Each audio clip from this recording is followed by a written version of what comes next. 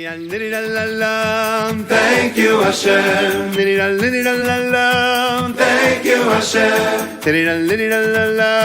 Thank you, Hashem. Thank you, Hashem.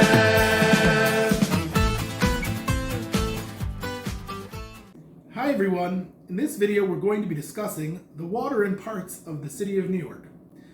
New York has a very unique situation in which the water from its reservoirs in the more northerly parts of the state come unfiltered into the houses and drinking water supply of New York City. This creates a very interesting situation, as there are very small invertebrates called copepods that live in these reservoirs and are carried through the water supply right into people's homes.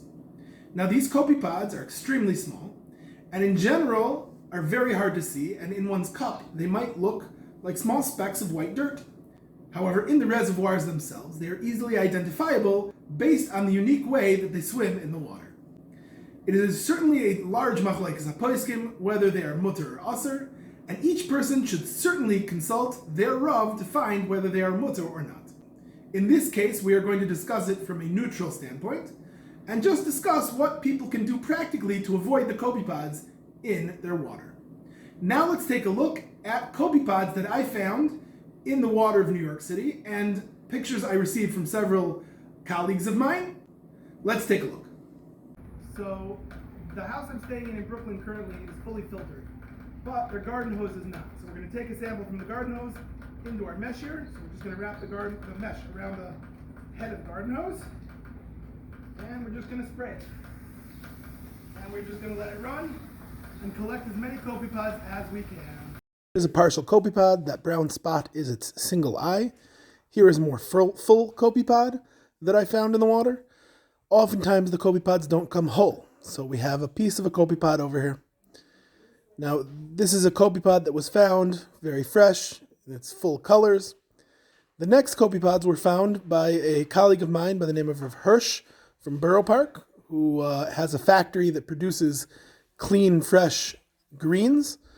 And they use a tremendous amount of water. Here you see the filter they have in their operation. It starts on the left side of your screen, goes through a big filter, big hold filter, catches the bigger copepods, to the right-hand filter, which captures the small copepods, and goes out to the washing area where they wash all of the greens.